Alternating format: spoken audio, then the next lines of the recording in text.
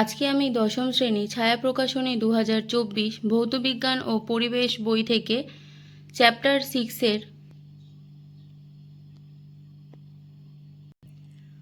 অনুশীলনী প্রশ্নোত্তরের বিভাগ গ এবং বিভাগ ঘ এর প্রশ্ন উত্তরগুলো আলোচনা করে দেখাবো।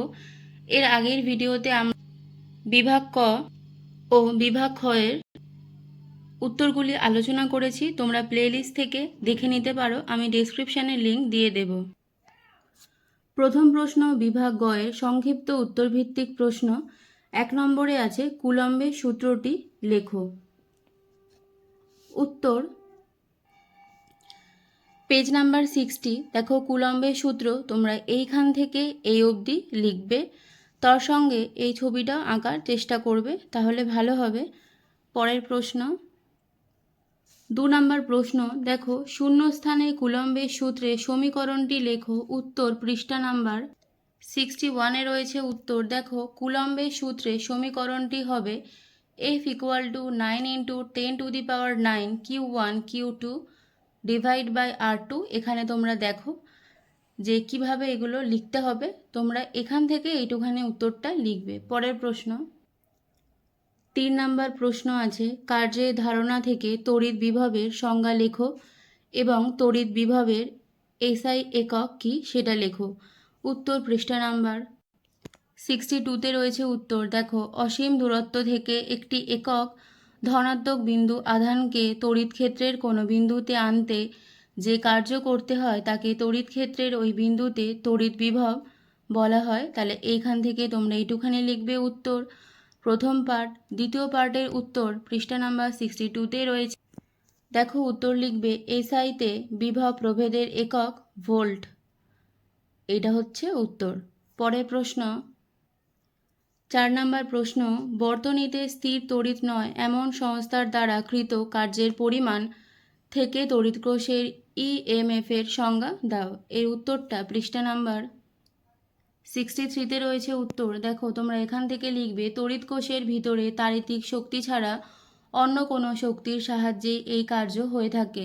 কোষের ভিতরে ঋণাত্মক মেরু থেকে ধনাত্মক মেরুতে একক ধনাত্মক আধান স্থানান্তরিত করতে যে পরিমাণ কার্য করতে হয় তাই হলো কোষটির তড়িৎচালক বল। তোমরা এই অবধি উত্তরটা লিখবে। পরের প্রশ্ন 5 নম্বর প্রশ্ন ওহমের সূত্রটি লেখো এবং এর থেকে রোধের সংজ্ঞা দাও। উত্তর পৃষ্ঠা নাম্বার পেজ নাম্বার 63-তে রয়েছে উত্তর। দেখো আমি লিখিয়ে দিচ্ছি। ওহমের সূত্র তোমরা লিখবে পরিবাহীর তাপমাত্রা অন্যান্য ভৌত অবস্থা অপরিবর্তিত থাকলে পরিবাহীর মধ্যে দিয়ে প্রবাহ মাত্রা পরিবাহীর দুই প্রান্তের বিভব প্রভেদের সমানুপাতিক। এই অবধি হবে উত্তর। পরের প্রশ্ন 64 পেজে দেখো নেক্সট পার্টের উত্তরটি রয়েছে। যে ধর্মের জন্য কোনো পরিবাহীর ওর মধ্যে দিয়ে তড়িৎ প্রবাহকে বাধা দেয় তাকে ওই পরিবাহীর রোধ বলে। এখান থেকে এই অবধি হবে উত্তর। পরের প্রশ্ন 6 নম্বর প্রশ্ন লেখচিত্রের সাহায্যে ওহমের সূত্রটিকে প্রকাশ করো। উত্তর পৃষ্ঠা নাম্বার 64-এ রয়েছে এর উত্তর। দেখো লেখচিত্রের সাহায্যে ওহমের সূত্র প্রকাশ করো।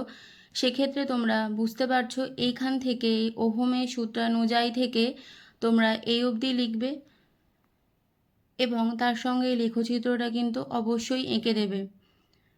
পরের প্রশ্ন 7 নম্বর প্রশ্ন রোধাঙ্ক কাকে বলে? তামার রোধাঙ্ক 1.68 × 10⁻⁻6 ওহম সেন্টিমিটার বলতে কি বোঝায়? এর উত্তর দেখে নাও।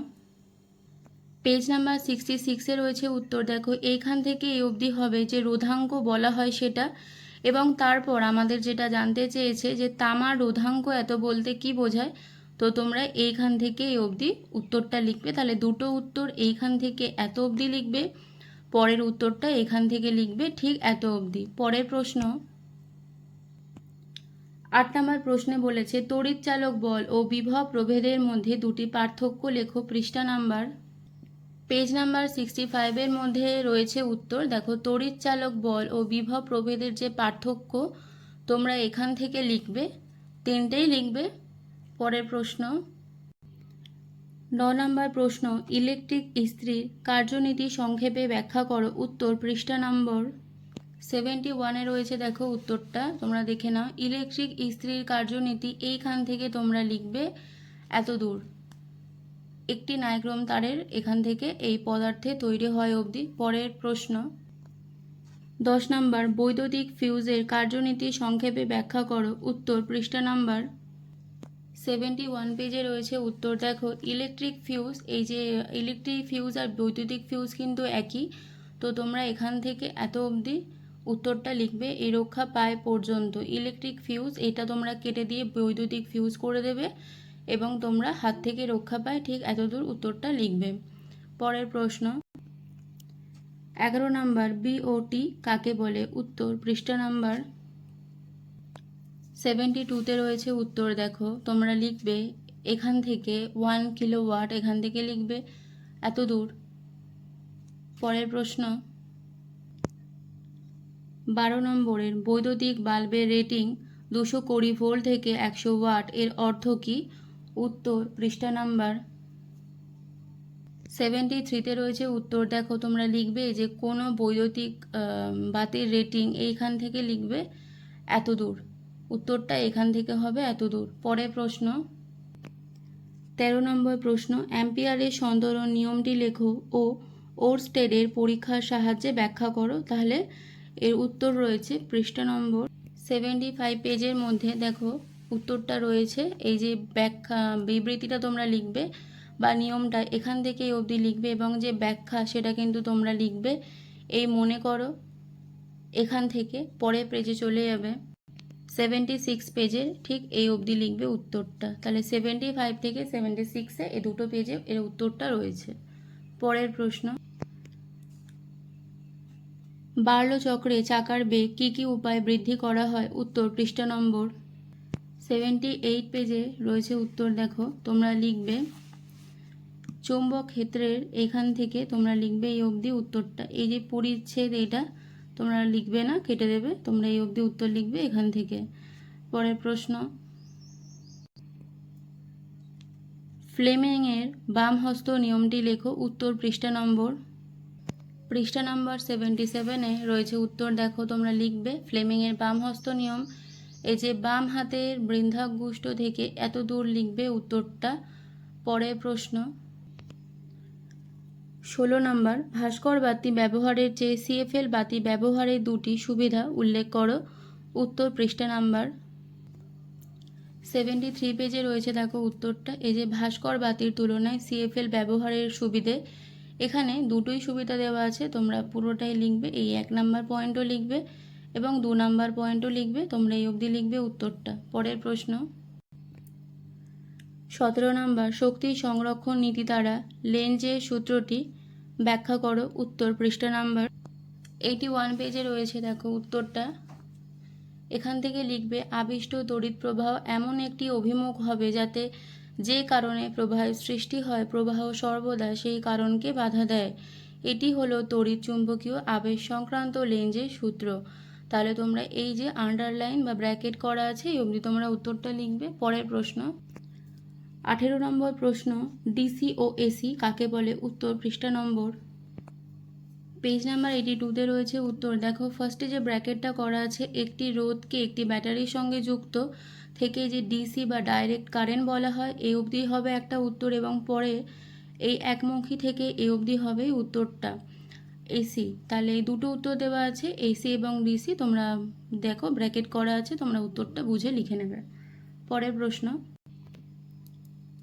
19, ডিসি অপেক্ষা এসি এর সুবিধা কী। উত্তর পৃষ্ঠা নম্বর 82-তে রয়েছে। দেখো উত্তরটা তোমরা লিখবে, এই যে ডিসি এর সুবিধা এই উত্তরটা লিখবে। দেখো এখানে অনেকগুলি সুবিধা দেওয়া আছে, তো তোমরা এখান থেকে 2-3টে যেমন পারবে সেখান থেকে লিখে নেবে। এই যে এই প্যারাটা এটা ভালো করে পড়বে, পড়ে তোমরা লিখে নেবে।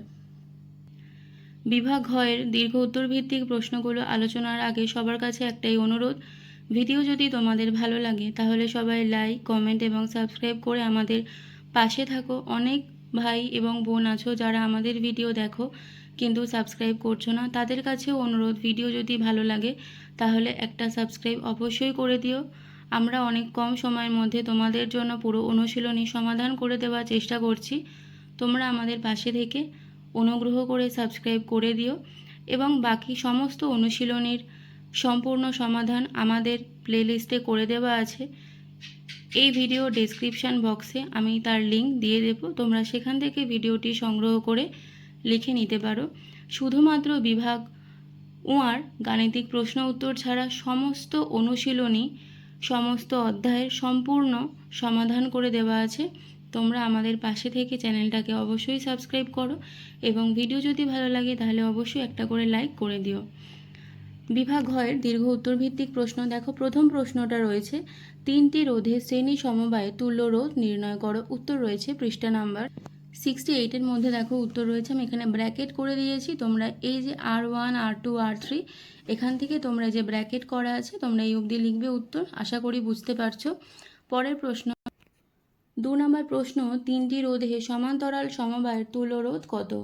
এর উত্তর রয়েছে পৃষ্ঠা নাম্বার পেজ নাম্বার 68-এর রয়েছে উত্তরটা। দেখো তোমরা এখান থেকে লিখবে, এই যে ব্র্যাকেট করা আছে, তো সেক্ষেত্রে এইটা তোমরা লিখবে না, তোমরা ডাইরেক্ট এই ছবিটা আঁকবে এবং সেখানে লিখবে এই চিত্রে থেকে এখান থেকে লেখা স্টার্ট করবে। ফার্স্টে তোমরা এত দূর লেখো 68 পেজ, নেক্সট তোমরা 69 পেজে ঠিক এত দূর দেখো যে ব্র্যাকেট করা আছে, তোমরা এই অবধি উত্তরটা লিখে দেবে।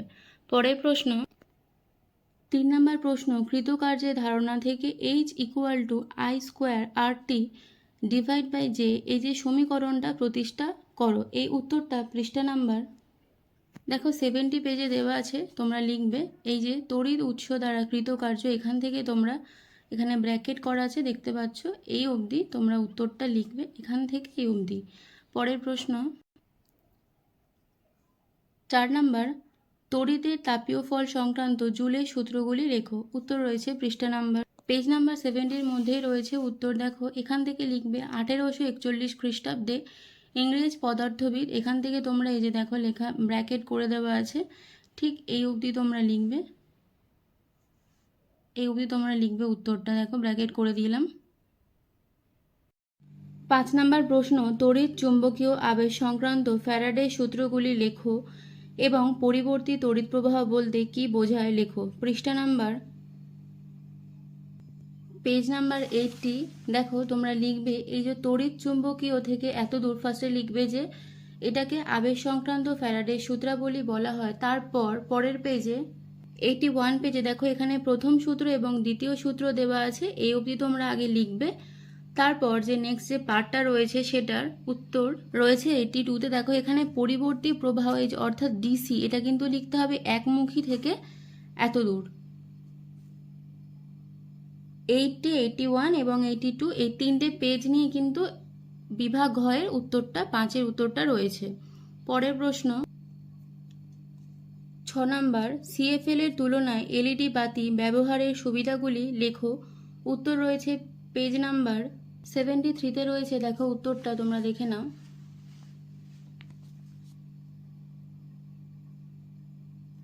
CFL এর তুলনায় এলইডি ব্যবহারের সুবিধা, দেখো এখান থেকে তোমরা 3টে পয়েন্ট আছে, এখান থেকে তোমরা এই অবধি উত্তরটা লিখবে। পরের প্রশ্ন 7 নম্বর প্রশ্ন, দেখো বার্লো চক্রের কার্যনীতি সংক্ষেপে ব্যাখ্যা করো। উত্তর পেজ নাম্বার 78-এ রয়েছে। দেখো উত্তর, বার্লো চক্রের যে কার্যনীতি সেটা এখান থেকে এই যে ছবিটা এইটা তোমরা লিখবে, এই চিত্রে থেকে বার্লো চক্রের গঠন, দেখো পুরো এত দূর লিখতে হবে উত্তর, এই অবধি তোমরা লিখতে হবে উত্তরটা। দেখো এখান থেকে এই অবধি দিয়ে দেবে আর এখান থেকে ফার্স্ট এখান থেকে স্টার্ট হচ্ছে, তাহলে ঘরের দাগের 7 হলো। পরের প্রশ্ন 8 নম্বর প্রশ্ন বলেছে বৈদ্যুতিক মোটরের কার্যনীতি সংক্ষেপে ব্যাখ্যা করো। উত্তর পৃষ্ঠা নাম্বার পেজ নাম্বার 78-এ রয়েছে উত্তর। দেখো তোমরা লিখবে যে বৈদ্যুতিক মোটর, এইটা কিন্তু পুরোটাই লিখতে হবে। তো এইখান থেকে বৈদ্যুতিক মোটর, এখান থেকে পরের পেজ 79-এ এত দূর লিখতে হবে। এবার তোমাদের যদি মনে হয় পড়ে একটু বাদ দেওয়া উচিত, তাহলে তোমরা এখান থেকে পড়ে দেবে, তবে পুরোটাই লেখা ভালো।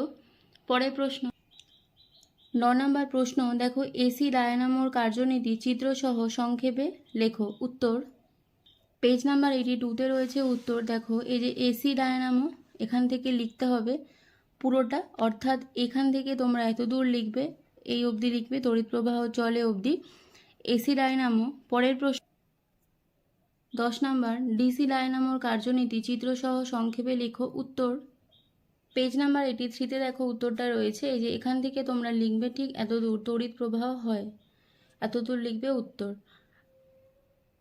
আজকে এই ভিডিওটা এখানেই শেষ করলাম। বিভাগ আর গাণিতিক প্রশ্নগুলো পরের দিন আমি আলোচনা করে দেব।